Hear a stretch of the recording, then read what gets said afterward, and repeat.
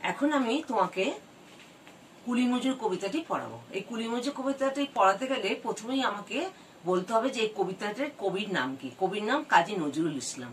কাজী নজরুল ইসলাম তার এত সুন্দর কবিতা লেখার প্রতিভা ছিল যে তিনি অনেক রকম কবিতা লিখেছিলেন।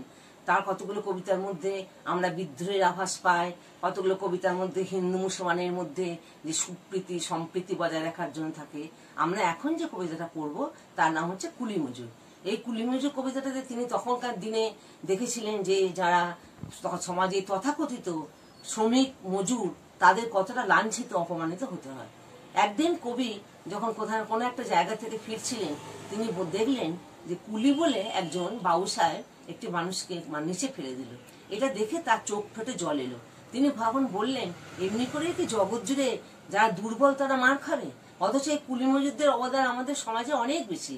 এই কুলি মজুররা সারাদিন অক্লান্ত পরিশ্রম করে, তাদের পরিশ্রমের ফলে বিরাট বিরাট রাজপ্রাসাদ তৈরি হয়, তাদের পরিশ্রমের ফলে রাস্তা তৈরি হয়, ট্রেনের লাইন তৈরি হয়, জাহাজ বাষ্পসকল সব তাদের পরিশ্রমের রক্তের ফলে তাদের বিনিময়ে তা তৈরি করেছে। তারা যখন পাহাড় কেটে গুহা বানিয়েছে, তখন সে পাহাড় কেটে গুহা বানাতে গিয়ে অক্লান্ত পরিশ্রমের ফলে কত কুলি মজুরের প্রাণ চলে গেছে। তাই তাদের যেন দেহ যে অস্থি তারা যেন তাদের দুপাশে পড়ে আছে। এবার কবির ভাষায় আমি কবিতাটা খানিকটা পড়ে শোনাই তোমাদেরকে। তোমরা বুঝতে পারছো তো? তোমাদের কবিতা ভালো লাগছে তো?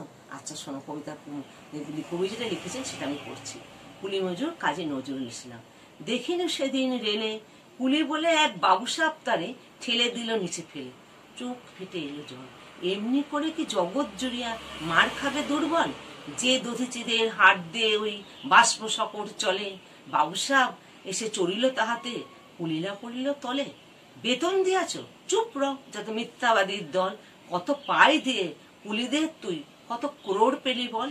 রাজপথে তব চলিছে মোটর, সাগরে জাহাজ চলে, রেলপথে চলে বাষ্প সকট, দেশ ছেয়ে গেল কলে। বলো তো এসব কাহাদের দান? তোমার অট্টালিকা কার খুনে রাঙা? ঠুলি খুলে দেখো প্রতি ইটে আছে লেখা। এই পর্যন্ত আমরা যেটা পড়লাম সেটা হচ্ছে যে কবি যেটা বলতে চাইছেন যে তিনি দেখেছেন সমাজের শ্রমিক সম্প্রদায় তারা কত রকম ভাবে অবহেলিত হয়।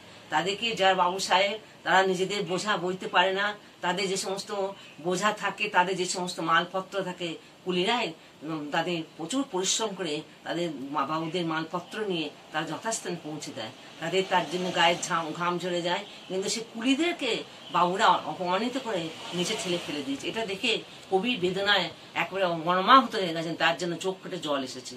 তিনি বলেছেন যে দধিচিমুনির হাড় যেমন অত্যন্ত শক্ত ছিল, সেই দধিচিদের হাত দিয়ে যে বাষ্প সকট চলে, অর্থাৎ তখনকার দিনে আগেকার দিনে যে গাড়ি চলতো, তাতে রেলগাড়ি চলতো, সেটা বাষ্পতেই চলতো। তখনকার দিনে আমাদের ইলেকট্রিকের ব্যবস্থা ছিল না, সেই জন্য বাষ্প চালিত রেল তখন কয়লার সাহায্যে বাষ্প তৈরি করে সে বাষ্পের সাহায্যে রেলগাড়ি চলতো।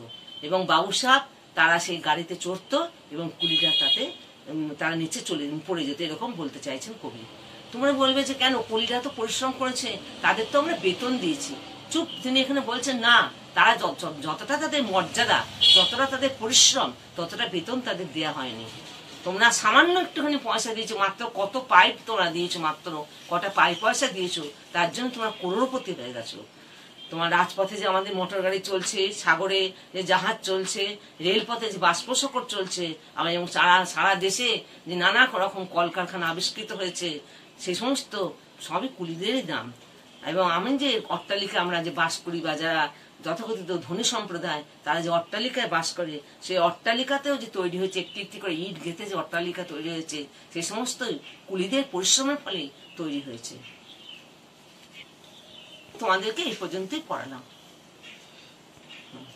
আশা করছি তোমাদের পড়াটা বুঝতে পেরেছো। যদি তোমাদের কোনো অসুবিধা থাকে আমায় পরের দিন বলবে, আমি তোমাদের আবার সুন্দর করে বুঝিয়ে দেবো। তোমরা প্রথমে কবিতাটি খুব সুন্দর করে রিডিং করবে, তারপর রিডিং করে তার ছোট ছোট মানেগুলো বুঝে তোমরা কবিতাটাকে সারমর্ম করবে, অর্থাৎ বিষয়বস্তুকে সুন্দরভাবে তৈরি করবে।